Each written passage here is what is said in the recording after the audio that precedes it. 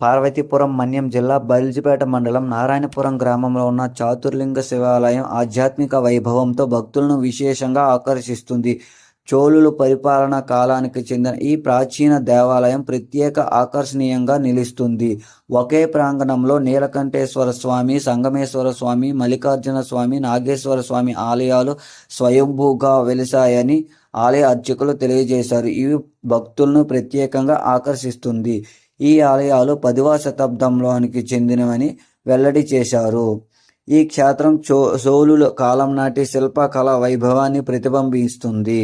ఈ ఆలయంలో ఉన్నటువంటి నాగేశ్వర స్వామి ఆలయంలో నాగబంధంతో కూడిన బ్రహ్మసూత్రం కలిగినటువంటి ఉన్న శివలింగం అరుదైనదిగా భావించబడుతుంది. ఈ బ్రహ్మసూత్ర శివలింగానికి చెంబుడి నీటితో అభిషేకం చేస్తే రుద్రాభిషేకం చేసేంత పుణ్య ఫలితం లభిస్తుందని, అష్ట ఐశ్వర్యాలు భోగభాగ్యములు కలుగుతాయని ఆలయ అర్చకులు తెలియజేశారు.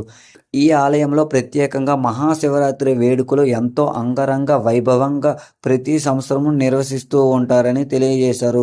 మహాశివరాత్రి రోజున తెల్లవారుజాము నుంచి ప్రత్యేక అభిషేకాలు, హోమాలు ఇక్కడ చేస్తున్నట్లు పేర్కొన్నారు. ఈ మహాశివరాత్రి వేడుకలకు రాష్ట్ర నలుమూలల నుంచే కాకుండా పక్క రాష్ట్రం ఒరిస్సా నుంచి కూడా అధిక సంఖ్యలో భక్తులు వచ్చి పూజా కార్యక్రమాలు చేసుకుంటారని తెలియజేశారు. ఈ ఆలయం సువర్ణముఖి నది తీరాన ఉండటం వలన సువర్ణముఖి నదిలో స్నానాలు ఆచరించి ఇక్కడ ఉన్నటువంటి స్వామివారిని భక్తులు దర్శించుకుంటారు. ఇది 1010 జటావల్క కాంబోజ వారు నిర్మించబడిన చాతుర్లింగ శివాలయం.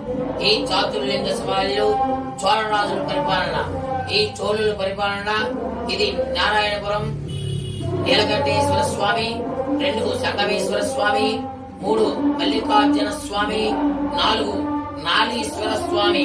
ఈ 4 శివాలయాలు కూడా నారాయణపురం గ్రామంలో ఉన్నాయి. కావున బల్జిపేట మండలం, పార్వతీపురం, మన్యం జిల్లా.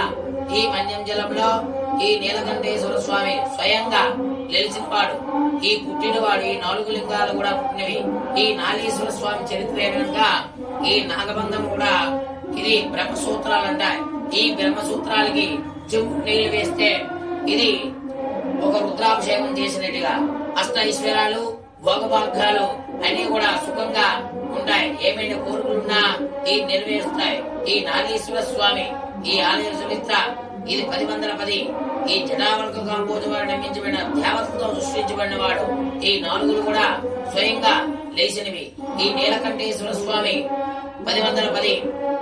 ఈ శతాబ్దంలో మాకు పూర్వకాలంలో ఒక మేస్టర్ గారు ఉన్నారు, జగన్నాథ స్వామి మేషారు. 1010 శతాబ్దంలో ఒక కావున ఈ పురావర్తన కారణ ఇవన్నీ కూడా డెవలప్మెంట్ చేశారు. ఆయన ద్వారా ఈ కష్టకరంగా ఇలా జరుగుతుంది.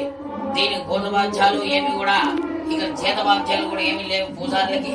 కావున ఇక్కడ వచ్చిందే ఈ రాబాడి కూడా ఈ పూజారులు తీసుకోవడం కావాలి. అంతే, ఇక్కడ మరేం లేదు. ధూపదీప నైవేద్యాలు అన్ని కూడా ఈ పూజారుల సంగతి చూసుకుంటారు. అది ఓం నమ. ఈ ఆలయం కావున సువర్ణముఖి నది ఉన్నది. సువర్ణముఖి నది జలసత్వ సాగర గర్జనం నీలకంఠేశ్వర శిఖరం దుష్వా పునర్జమ్మన విద్యతే.